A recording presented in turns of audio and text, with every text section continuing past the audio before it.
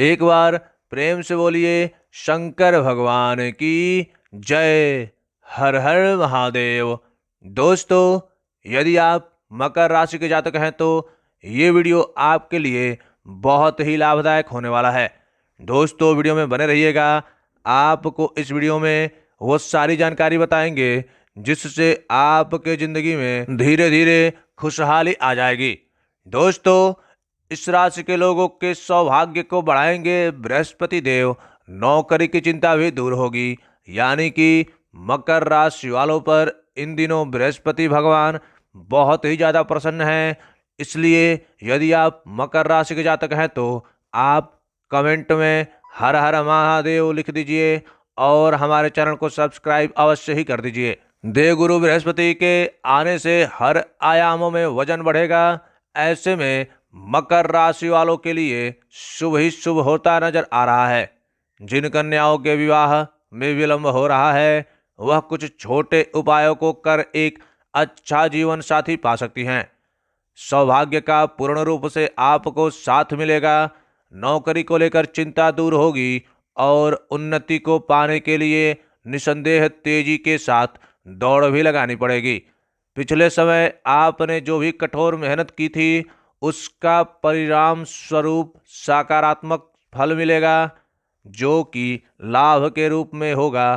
Team work के साथ संबंधित कार्यों में सफलता अवश्य प्राप्त होगी। इन दिनों आपके अच्छे मित्र बनेंगे और पुराने मित्रों से भी मेल जोल बढ़ेगा। गुरु भाग्य को बढ़ाते नजर आ रहे हैं। इन दिनों बृहस्पति देव आपके भाग्य को बढ़ाएंगे। ऐसे में पुण्य का संचय अति आवश्यक है। धार्मिक यात्राओं का सिलसिला प्रारंभ हो सकता है। इन दिनों आप अपने परिवार के साथ धार्मिक स्थल पर जाएंगे और हम बता दें कि आपके पारिवारिक जीवन में चली आ रही तनाव इन दिनों धीरे धीरे दूर होती हुई नजर आएंगी।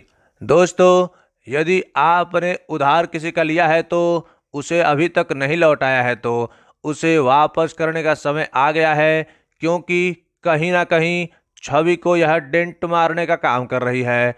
लोन लेने के लिए प्रयासरत लोगों को शुभ समाचार प्राप्त होगा, तो वहीं बेटी के विवाह को लेकर धन से संबंधित उलझनें भी दूर होंगी। जनसंपर्क को अब लिस्ट करना होगा, जैसे सत्संगति और धार्मिक गतिविधियों में या ज्ञान के आसपास रहने वालों को भी वरीयता लिस्ट में लानी होगी। आर्थराइटिस के मरीजों को नियमित दवा व डॉक्टर की सलाह से फिजियोथेरेपी का सहारा लेना चाहिए।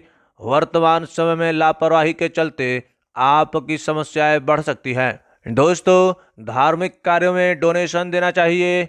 यदि संभव हो तो क्षमता अनुसार घी का दान अवश्य करें।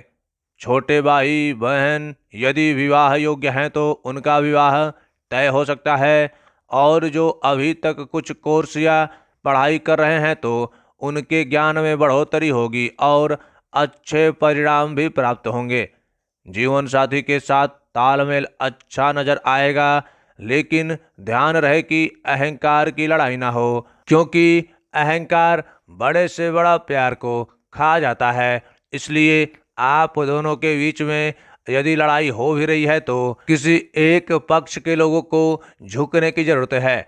यदि आप ऐसा करते हैं तो आपके जीवन में सारी समस्या जो कि कलह से जरूरी है, कलह से संबंधित जो भी सारी समस्या है धीरे धीरे दूर होती हुई नजर आएंगी। दोस्तों, आजीविका के क्षेत्र में संबंधित पेंडिंग कार्य गुरु के मार्गी होने से पुनः बन जाएगा।